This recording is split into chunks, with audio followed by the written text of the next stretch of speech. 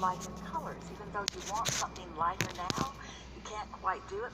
But tomorrow you could wake up and just not put the deep purple or the black on the board. You don't have to drag that board around and try to lighten it up. You can just start with a new board and put the light on it to begin with. You see what we're getting at?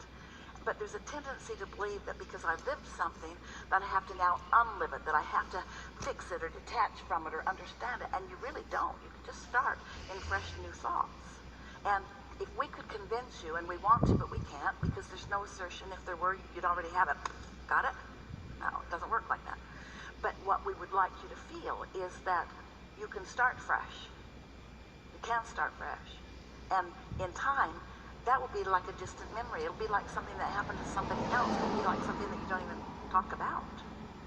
And you will know how well it served you, because it lighted a desire within you that's way bigger than any desire that you ever had before. You were sort of a product of someone else's desire for a long, long time. And out of that experience, you have now found your own desire. And your own desire is, so much more powerful. There's such a much stronger point of attraction when it's your desire, you see. Nobody wants to be pushed around, and nobody wants to be taken advantage of, and nobody wants to be played, and nobody wants to be used up. In other words, these are things that people worry about. But the truth of it is, none of that can happen. It's just an illusion or a misperception that you have. Because sometimes somebody who's sort of loud-mouthed and big gets in your face and tells you things that are so loud that you start to listen. And as you start to listen, then it starts to play out that way. But you don't have to listen just because someone's talking. One time, someone was in the hot seat talking about someone who was very troubled to her. And we began looking for the person. We looked everywhere for the person. And turned out the person was nowhere in the room, and yet so vividly part of the conversation. And that's what law of attraction does with thoughts and experiences. You can reactivate them easily, but you don't have to. And so it's much easier to activate something new than to try to deactivate something, because you can't deactivate it. Nothing can be deactivated, because when you look at it, that thing that you're not going to think about, you're thinking about it. The more you don't want to think about it, the more you're thinking about that thing that you don't want to think about. And that thing that you don't want to think about takes on a life of its own, and then it feels like it's thinking you. It isn't. It's not thinking you. You're thinking it. But you want to find a fresh place, and that fresh place is after meditation. So I'm so used to fixing things, and I'm trying. So I have a mantra of never give up, and then listening to you, this was what resonated was give up, just give up, just give up. Well, here's the thing. How do I do that when it doesn't fix itself? We want to do something that is a misperception. Do not give up on your desires for this reason. You can't. Because you put it in the vortex. You've got source energy all over it. So it's not giving up the desire, it's giving up the resistance that you've been dragging along with the desire. So phrase that a different way. I'm not giving up on what I want. I'm just letting go of the way I was going about it. Or I'm giving up the struggle. I'm giving up the thinking too much about it. Or I'm giving up overthinking it. I'm giving up a timeline. I'm giving up being hard on myself about it. I'm giving up my negative thoughts about it. I'm giving up my negative feelings about it. Not giving up on my desire is more vivid than ever. Just make those kinds of comments to yourself. Have you heard us talking about segment intending? So segment intending is, you realize that it's a new segment that you're entering into. Like it was a new segment when you came to the stage. It's a new segment when the seminar ends and you are on your way to your car. It's a new segment when you get into your car. So new segments all the time. And each new segment does ask for a different focus on your intentions, because you have different intentions when you're communicating with someone than you do when you're by yourself in your vehicle, for example. So it's really helpful to identify the segment and make some statements to yourself about what you want from the segment. So Esther's been segment intending for a very long time. When she gets into her car, she would intend that she would have a nice drive, and she would intend that it would be comfortable and safe, and she would intend that traffic would be kind to her, and she would intend those kinds of things. And she usually has very nice drives. The traffic and the weather is very good to Esther because she's been asking it to be for a long time, and it just is, because she expects it to be. But recently, as she was contemplating segment intending, we said to her, in the spirit of it, something that we've been saying for a while, you want to get out ahead of it, you want to get out ahead of it, you want to get out ahead of it. Well, segment intending is, in a sense, getting out ahead of it. It's saying, I'm going to be over there, and when I get over there, I want it to be this way and this way and this way. But in the true spirit of attraction, isn't the preparation for that segment really happening in this segment? If you're really getting out ahead of it, then isn't it affirming good things now that is the best preparation for the next segment? Think about it.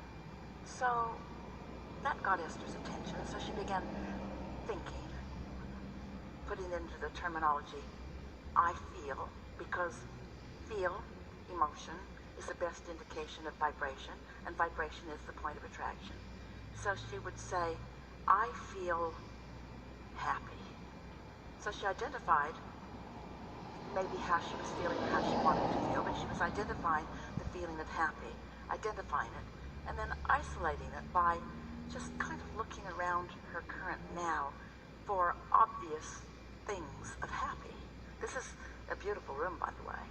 So beautiful in so many ways. There is a lot in this room that if you focus upon it, you could feel happy about. It's fresh and really clean.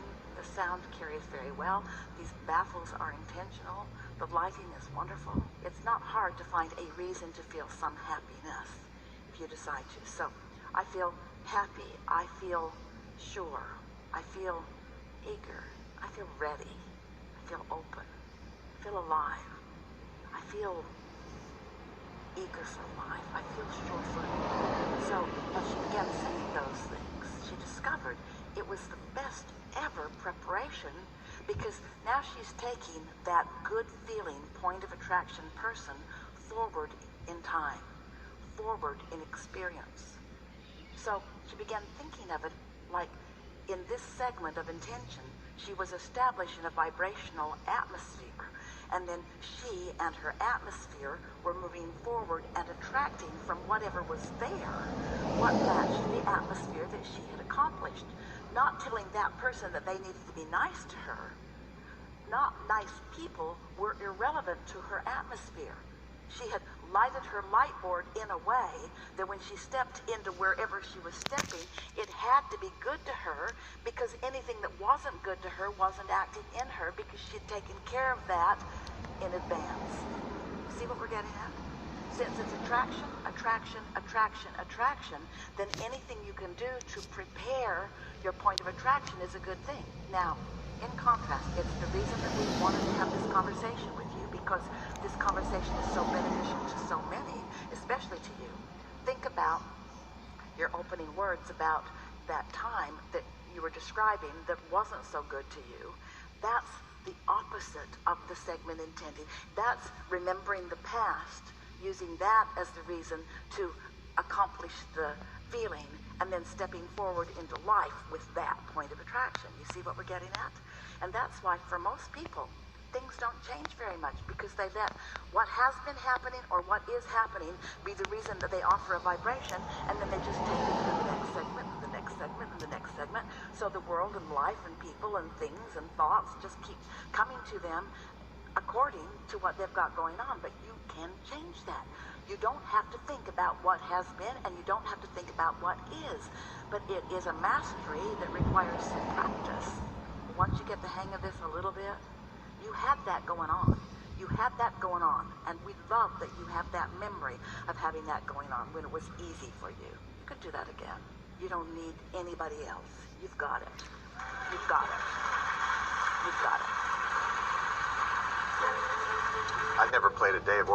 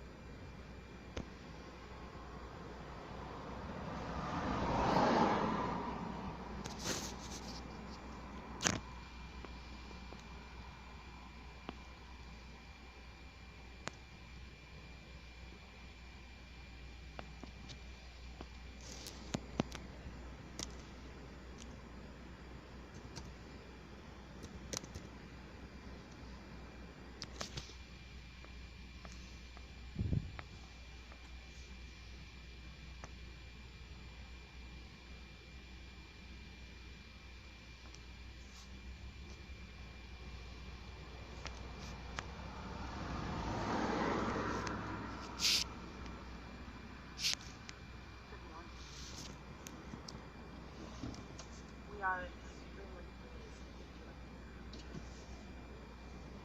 It is good to come together for the purpose of cultivation. You're knowing what you want. You like how your desire evolves. You're doing a good job of keeping up with your desire.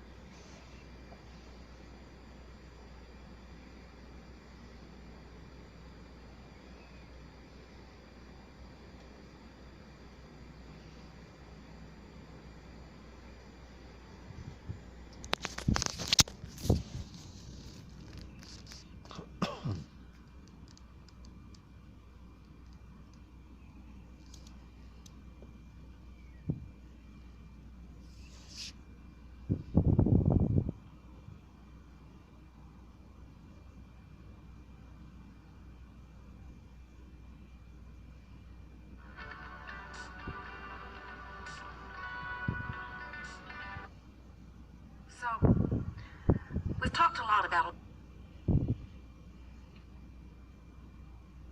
a lot of things here today, and we really want to get this in, and this is the perfect place to do it. You got to get out ahead of it, because as you're conveying this to us, you're not out ahead of it. You're remembering what was, which is activating within you a current problem in your current relationships. It's about that too. So you're not out ahead of it.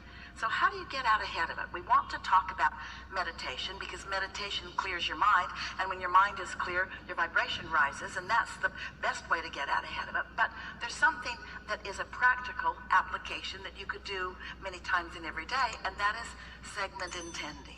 We want to describe what we mean by that, because we have an updated way of describing it to you since calibration is part of our conversation now. We just want to say to you that what calibration is not trying to fix something, because that calibrates you to the problem. Every time you try to fix something, you calibrate to the problem. So what true calibration is to find something in your now that you can focus on, that hooks you to your power, to your clarity, to your source, to your strength. And then you take that calibrated, good feeling being into the world, or into a memory, or into a thought, or into something else.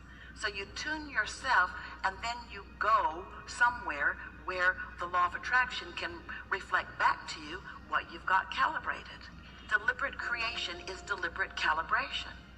Imagine there's a basketball player. It's in the NBA. What do you think he does during practice? He calibrates. He's been doing it for a long time. He's calibrating his muscle strength and his hand-eye coordination and the distance, and in many cases it feels innate. And he can, without thinking, it usually works best, he can, because of what he's learned, because of all of the calibration he's done, he can pop that basketball in the direction of the hoop, and it can go in because he has calibrated that. So that's a physical calibration. There's lots of physics. Esther can calculate how long it will take her to get someplace by how fast she is driving, given the fact that there's no traffic. There's a certain physical calibration that she can do. But there are other factors to factor in that she doesn't have control over, like traffic, that she can't calibrate in terms of just the physics laws of the universe. Those laws of physics of your world will take you so far